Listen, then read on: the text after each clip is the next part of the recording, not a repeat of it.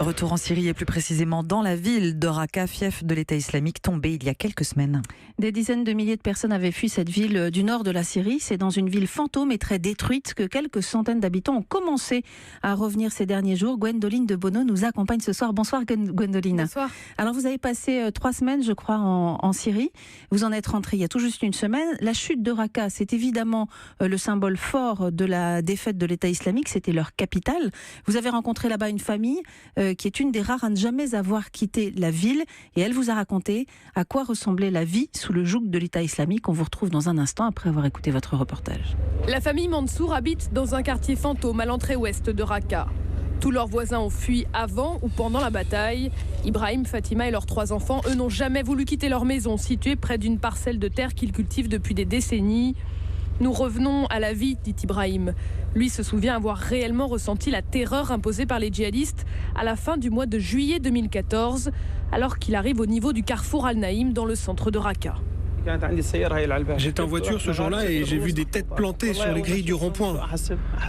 J'étais persuadé que c'était des mannequins comme dans les magasins où des enfants jouent au foot avec. Quand j'ai réalisé, j'ai paniqué. Un émir du groupe arrêtait toutes les voitures parce qu'une autre exécution était prévue. Moi j'ai accéléré parce que mes enfants étaient dans la voiture. Il s'est énervé, il m'a dit pourquoi tu pars? Je lui ai dit mais enfin j'ai mes enfants avec moi, ils ne peuvent pas voir ça. Et ils m'ont dit tu t'arrêtes. Ils ont tiré en l'air mais j'ai continué à rouler pour que mes enfants ne voient pas ça. Depuis ce jour, la famille limite ses déplacements, s'en tient aux politesses d'usage avec les djihadistes britanniques qui s'installent dans leurs rues. On essayait d'être invisible, dit Fatima. Ce n'est pas qu'une métaphore, elle ne sort qu'avec son lourd voile intégral et ce n'était parfois pas suffisant. Je suis allée chercher des légumes au marché près de la maison. Pour choisir la nourriture sur les étals, j'ai relevé un peu mon voile au-dessus de mes yeux, juste pour voir. Une voiture de la police féminine est passée à ce moment-là et elles m'ont vu.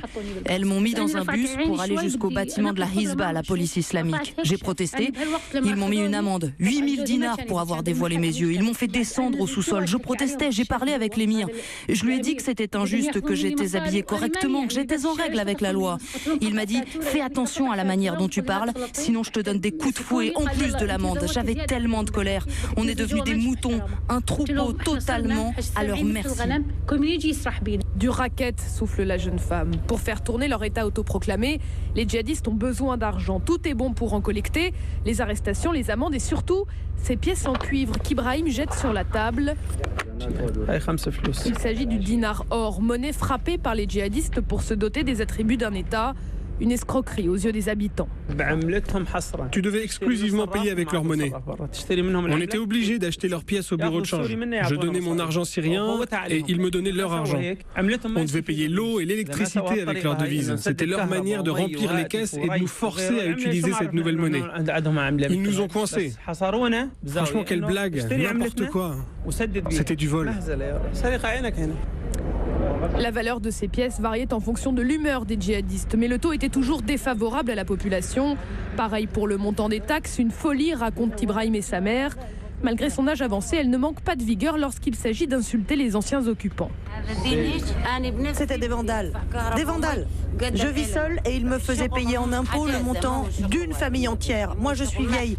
J'ai un peu d'expérience, quelques années derrière moi. Je peux vous dire que je n'ai jamais vu un tel non-sens de toute ma vie. Ils faisaient ce qu'ils voulaient. Moi, je cultive de l'orge. Sur chaque kilo, je devais payer une taxe pour 2 kilos. Aucune logique. Plus cher encore que sous Bachar. Nous les avons craints à cause des exécutions, dit Ibrahim, et nous les avons détestés à cause de leur administration. La peur est encore présente. Quand les djihadistes ont quitté le quartier, dit Fatima, voilà ce qu'ils ont promis. Nous reviendrons. Voilà, retour en studio après cette visite à une famille de Raqqa. Gwendoline de Bono, je disais que les habitants commençaient à rentrer chez eux et ça se fait tout doucement, notamment à cause des mines qui ont été laissées un peu partout par les djihadistes. Oui, vraiment très progressivement. En fait, c'est souvent pour revenir chercher leurs affaires, rarement pour revenir vraiment habiter chez eux parce qu'effectivement, il y a ces mines. Raqqa est une ville piégée. C'est vraiment difficile d'imaginer le nombre de mines et d'engins explosifs improvisés qu'ont placés les djihadistes. Il y en a vraiment partout, derrière les portes, sur les routes, cachés dans des objets à l'intérieur des maisons, dans des armoires, sous des lits. Chaque jour, des démineurs sont tués ou blessés. Et c'est la raison pour laquelle, après la bataille, les civils ont eu interdiction vraiment de revenir en ville. Raqqa était déserte. Et puis, ce qu'il faut savoir aussi, c'est que Raqqa est en majorité détruite. Les forces kurdes qui ont repris la ville ont vraiment massivement fait appel à l'artillerie, aux canons et aux frappes aériennes. Dans le centre-ville, par exemple, il faut vraiment faire un effort d'imagination pour se dire que tous ces gravats, on peut être un jour un hôpital ou une rue commerçante. Autant vous dire que la reconstruction va prendre un peu de temps. En attendant, les habitants de Raqqa, principalement, ils vivent dans des camps de déplacés ou alors ils choisissent d'aller chez des proches installés dans la campagne aux alentours. Et où sont passés tous les djihadistes de l'État islamique qui ont fui ? Alors en fait, à la fin de la bataille, certains représentants des tribus de Raqqa qui ont un vrai poids dans cette région de Syrie ont demandé aux forces kurdes de laisser partir les derniers djihadistes, de passer un accord avec eux pour les autoriser à évacuer. Pourquoi ? Eh bien, pour préserver la vie des civils piégés pendant les derniers jours de combat, mais aussi pour préserver la vie de certains membres de ces tribus qui combattaient avec l'État islamique. Résultat, plusieurs dizaines de djihadistes, dont des étrangers, ont été évacués en bus ou en camion avec leurs armes. Alors aujourd'hui, leur zone de repli, et plus généralement la zone de repli de l'État islamique, c'est une partie de la vallée de l'Euphrate. En gros, c'est un désert avec des grottes, des montagnes, des crevasses. C'est un endroit qui offre beaucoup de possibilités de cache. Il y a un général de la coalition qui disait il y a un mois qu'ils étaient à peu près 2000 à avoir trouvé refuge dans cet endroit, près de la frontière irakienne. Ce qu'on voit, c'est que l'État islamique n'a plus aujourd'hui de territoire, il n'y a plus d'administration de ville, il n'y a plus d'impôt qui est levé. L'organisation retourne à la clandestinité.